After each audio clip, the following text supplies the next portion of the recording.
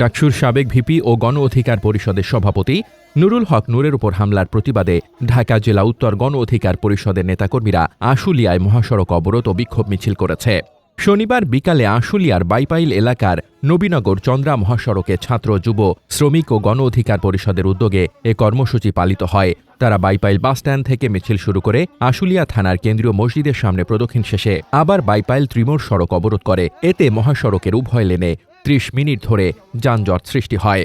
বিক্ষোভকারীরা আগামী ২৪ ঘণ্টার মধ্যে হামলার সাথে জড়িতদের গ্রেপ্তার না হলে ঢাকা আরিচা ও চন্দ্রা মহাসড়ক ব্লকেডের আলটিমেটাম দেন। এছাড়া বক্তারা জাতীয় পার্টি জাপাসহ ১৪ দলের রাজনৈতিক কার্যক্রম নিষিদ্ধের দাবি জানান এবং গণতন্ত্র, ন্যায় বিচার ও জনগণের অধিকার প্রতিষ্ঠায় আন্দোলন চালিয়ে যাওয়ার প্রতিশ্রুতি দেন। বিক্ষোভ চলাকালে আপা গেছে যেই পথে, জাপা যাবে সেই পথে, নূরের ওপর হামলা কেন, প্রশাসন জবাব চাই সহ বিভিন্ন স্লোগান প্রদান করা হয়। এ সময় কেন্দ্রীয় কমিটির আইন বিষয়ক সম্পাদক অ্যাডভোকেট শওকত হোসেন ফরহাদ, ঢাকা জেলা উত্তর ছাত্র অধিকার পরিষদের সভাপতি অর্ণব কুমার শীর্ষেন্দু, অ্যাডভোকেট রিপন সহ শতাধিক নেতাকর্মী উপস্থিত ছিলেন। মোহাম্মদ শামীম রেজা, দৈনিক খোলা চোখ।